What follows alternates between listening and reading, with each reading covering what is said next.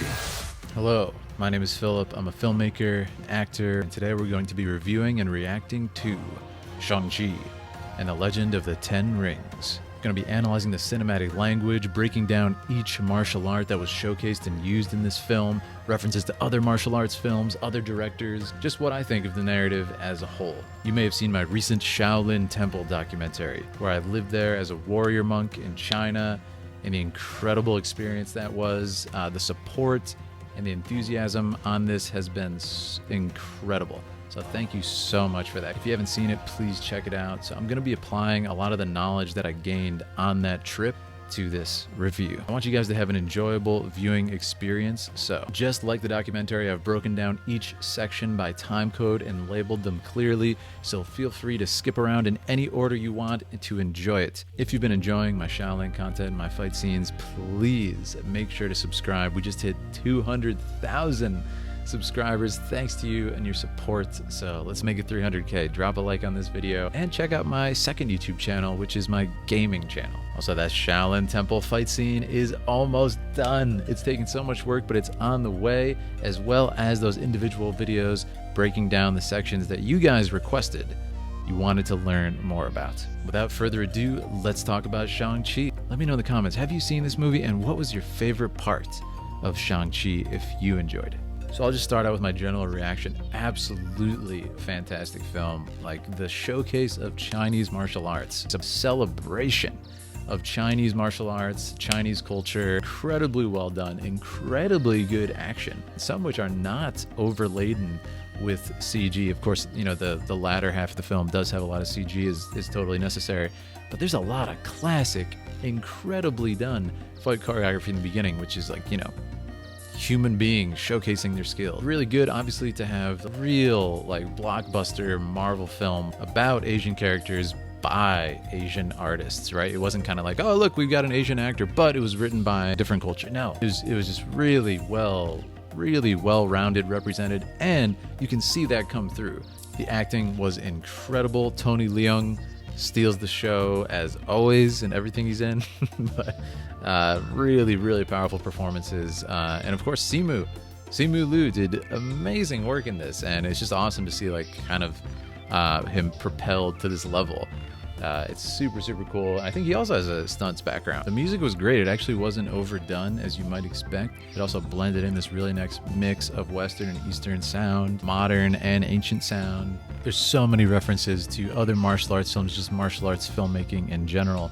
For example, you had this opening scene with Tony Leung with this like kind of romantic fight scene where they're falling in love as they fight. The beautiful scenery and the leaves. Of course, I think of Hero with Jet Li, like incredible showcase of just color and movement and wire work. But it was a callback to these old films like Hero and Crouching Tiger, Hidden Dragon, like because it's like a story it's being told to the characters, so it has this whimsical fairy tale feel. I thought it was so smart that they opted for this like wire work kind of Hero, Crouching Tiger feel, and also a beautiful homage to that style of martial arts filmmaking. Also, like this kind of like crazy meta reference, Tony Leung, who was in the Grandmaster, this is an absolute homage to this scene from the Grandmaster where there's a fight scene and they fall in love during the fight scene. There's this scene where they pass through each other's face, you know, at like a couple inches away. The same exact shots are in Shang-Chi. So it's just this beautiful, like, I mean, it has to be. It's the same actor, for goodness sake, and that's by my favorite director, Wong Kar-wai,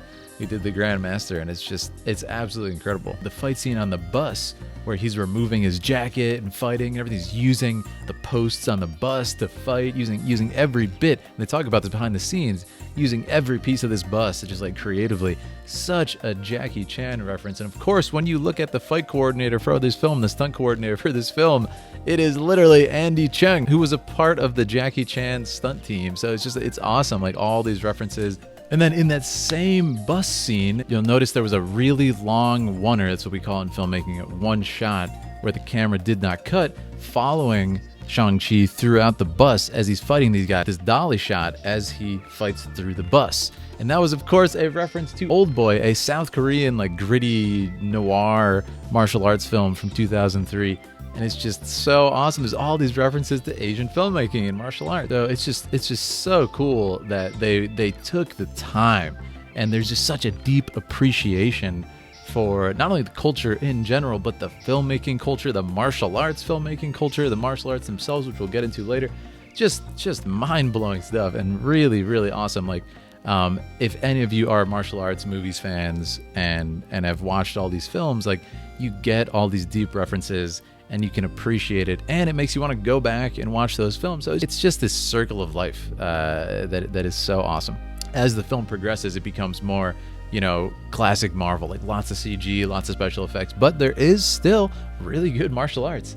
And there's some just basic hand-to-hand stuff that happens. But as they gain more power, and Shang-Chi, eventually gets the 10 rings and stuff, there's a lot of more just crazy power that he gets, and his movement becomes, higher than a normal human being, which is totally understandable. So next we're going to break down each type of martial arts that I caught in this film. I think there's probably more than I even caught, because I'm not trained in every single martial art on earth. Obviously, one of the biggest martial arts that's featured in this film is Tai Chi. You guys know I trained at the Shaolin Temple in China, and it was just so smart, again, narratively, to utilize the beauty and the grace of Tai Chi. I mean, she's literally controlling nature and moving the leaves, using the wind and the water to her advantage in that opening scene. As we talked about, it has this very whimsical feel, and a lot of that is achieved by just the beautiful flowing nature of Tai Chi.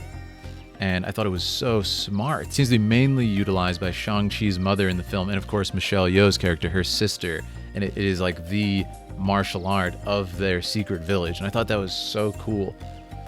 Again, I thought that was so cool because it has this mystical feel to it. I mean, even when you train Tai Chi, there's just like all this, qigong that goes into it, and you feel that, and it's such a, they're utilizing the martial arts in a very clever storytelling. What Shang-Chi's father, Wen Wu, uses more Shaolin type movements, like more hard. And from what I could tell, a lot of Bagua, which is the 8 trigram palm, and it was so smart because you had this like hard style where he's just like forcefully hitting everything using the 10 rings. Like that's how he got his powers against her, and she's using Tai Chi to just effortlessly move them away, and it's beautiful stuff. So cool because they use that narratively when later Shang-Chi is training with Michelle Yeoh, and she's doing more Tai Chi movements, and he's just being like more hard, intense movement, more hard martial art movements.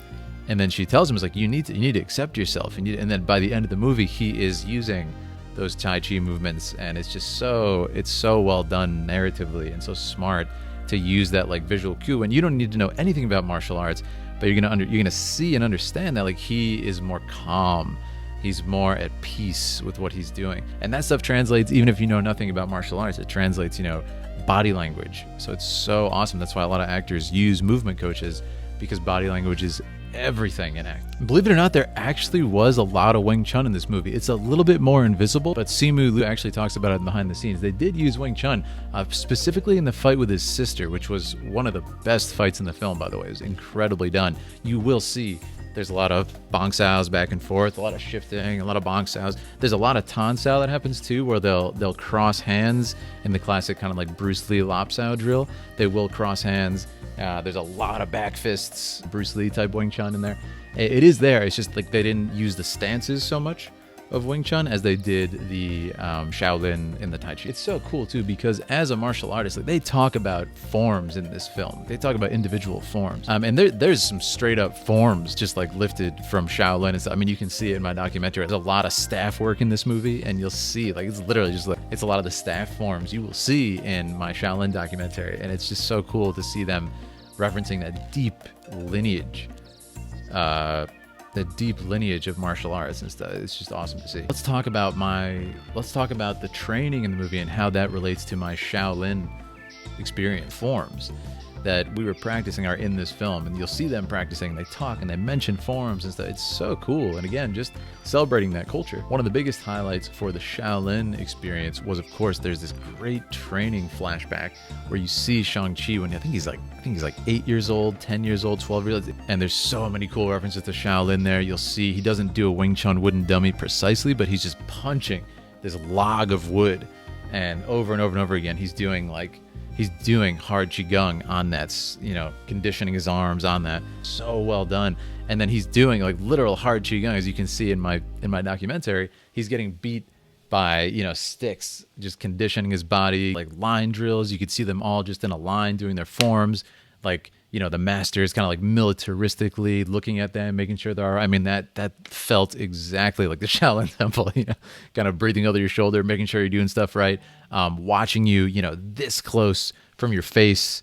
All the pressure's on. You got to perform your drills. You got to perform your forms. You have to condition your knuckles and everything. It was just so awesome. And I mean, man, the knuckle conditioning scene again, where he's just punching that over and over and over again. When he's just punching that pole over and over again, it gave me crazy flashbacks. I used to do insane knuckle conditioning every day for years, and yeah, man, those classic scenes where he's just bleeding all over it and still going, like lots of flashbacks of that. The training was very accurate and very well represented. I think it's kind of cool that you'll notice they didn't include a lot of the softer side of warrior monk training, being soft qigong, Buddhist meditation, those practices which are rooted in peacefulness, because his father is an evil man. He's a horrible person. He's hell bent on revenge at this point. So he's not like, he wants to turn him into a weapon and an assassin, not into a well-rounded young man, and you can see the results of that in the movie. Let's talk about the choreography. The choreography was incredibly good. The choreography was incredibly done. Again, the standout scenes are really the first, I want to say 3 to 4, 5 fight pieces were just incredibly well done. The opening kind of hero style thing, it was just such a magical scene, and it goes beyond the choreography. We call it kind of like camera choreography in martial arts, right? But it's just so beautiful, and there was a rich movement to how they showcased these skills. It wasn't just martial artists doing their thing. The camera work was incredibly well done. It really lent itself to the choreography. The fight with his sister in like her fight club setup that she had was really good. That's the one that had the most Wing Chun that I could pick up, besides the ending. And it was just really incredible. Like, they used wire work in a very clever way, kind of like how to do an aerial out of this one exchange. And it was definitely visible, right? But it was used very believably if you're like this high level, lifelong training, son and daughter of a like immortal, you could probably do these things, and it works very well. It works very well in there. And again, as the movie progressed, the powers and the choreography got crazier, riding a dragon and stuff. It was just absolutely insane. But it made sense for the powers, in this film, and the power scaling that they showcased, if he was indeed to utilize his mother's side and her powers, along with his father's tenacity and his violent side and his strength. Like, it's believable that he would be able to use those two in harmony and do incredible things. So that's what I love. Like, his father never mastered the softer side, and you can see in the final battle with them how that comes across is really well done. Let's talk about the acting performance. Incredible work by everybody, honestly. Like Simu and Aquafina just really, really killed it. They had this great chemistry on screen, and this just like great back and forth. And it was so cool to have someone like who's been through crazy stuff and is used to extraordinary circumstances, and then someone who's just like hasn't. And it works so well to have her kind of just like, huh? Like her being more the audience, who hasn't like done all this insane stuff. It was really good, and I thought it worked quite well. Let me know if you agree in that like interplay back and forth. But obviously Michelle Yeoh, just like classic, amazing actress. Like, all her scenes were mind blowing. But gotta say it, Tony Leung just stole the show. Like I said, like in everything he's in. Because I think he's just such a master of, probably because of all the Wong Kar-wai movies that he's been in. There's like 5 minutes of screen time with no talking, but he's just such a master of is voicing an entire performance with his face, like without speaking, is really mind blowing. I think some of the most touching moments in the film, and the most like that had the most pathos and stuff, was those moments where he's not even talking. It's just, there was a scene where he's falsely hearing the voice of his wife, and he goes through just this whole thing, and it's incredible work, incredible choices as always. But yeah, he brought a level of gravitas to that movie that is just, I think it stole the show personally. His level is so high, and I thought it was fantastically done. Who was your favorite performer? Let me know in the comments. As far as my thoughts on the narrative as a whole, to review it as more of just a film, I thought it was really well done. I think it voiced a lot of very interesting ideas, both culturally and just kind of like in a modern way, what does it mean for us, to kind of find our place in the world, whatever culture you're from. But I thought it was so cool to kind of include a lot of Chinese cultural ideas and philosophy, and apply it to, with like an ancient setting, legendary martial arts, in a way that you would see in, movies like Hero. Apply that to modern person and what they're going through. And I thought it was really cool. And you kind of have this like these, wayward early 20s, late 20s people who are like, yeah, I'm just living my life. What's my place in the world? What do I want to be? Well, Michelle Yeoh says in one of the later scenes, she says kind of like, it's so cool again with the martial arts side. He can't use the Tai Chi. He's just 100% hard style martial arts. And she says to him, "Is like, you gotta stop running, stop hiding. You gotta accept both sides of yourself, the bad and the good, because that's who you are." And then of course that twist was so great. I thought it was great how he actually did avenge his mother, and he was really ashamed of that. That's why he ran away and changed his name. It wasn't because he, couldn't do it. He couldn't go through with it. So, and that's why I love what Awkwafina's character says. It's kind of like, it's not your fault, man. You were like engineered and brainwashed to be a killer from a child, and you were like 14 or something when that happened. So yeah, I thought it was really well done, and it made sense for the characters, and narratively it was quite good. I was impressed that the climax was very long. Like I didn't expect it. I didn't know how long the movie was, so I just showed up.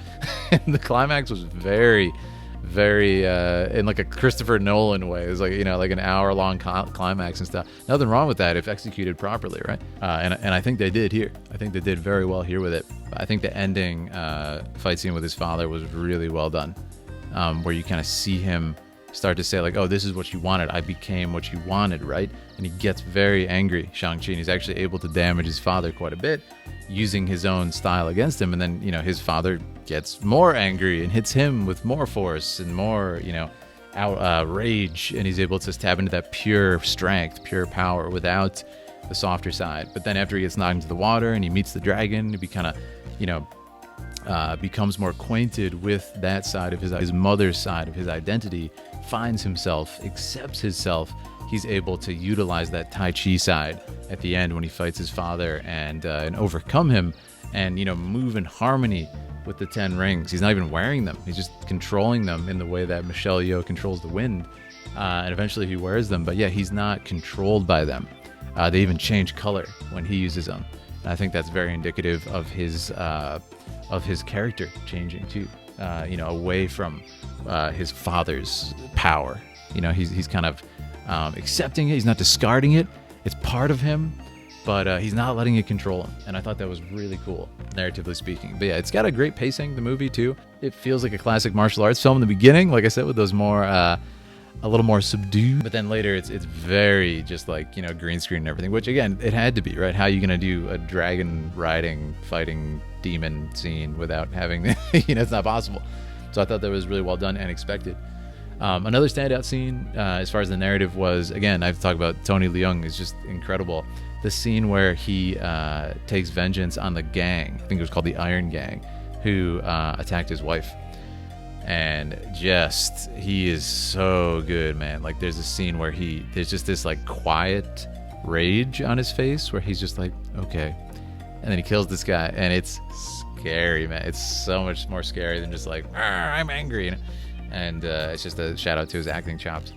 But that was another scene narratively where I was like, where is this flashback going to go? And they did very well by leaving these breadcrumbs slowly drip feeding us that flashback to eventually tell us what happened to Shang Chi as a child. So I thought that was very good. But yeah, just closing thoughts. I thought it was incredible. Let me know what you thought down in the comments. Do you agree with what I said? All I can say is, guys, thank you so much. Make sure to subscribe. I'm almost done with the Shaolin Temple fight scenes, me versus the Master Warrior monks. So stay tuned for that. It's going to be awesome. Check out my second YouTube channel if you're into gaming. And I can't thank you enough for the support in the documentary. It's been humbling. It's been so fulfilling. I mean, that is a project that I really put my soul into. And I'm just so glad you guys are enjoying it. That's all I can say, and sending me so many nice messages. So thank you so much. Check out my Instagram if you want to follow what I'm doing on the day-to-day.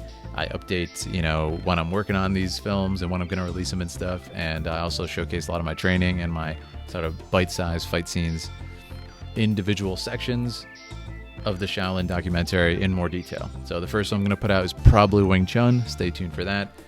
It's going to be talking about each form, explaining it, explaining the science behind it, explaining the methodology behind it. Stay tuned for that. You guys are the best, and make sure to subscribe.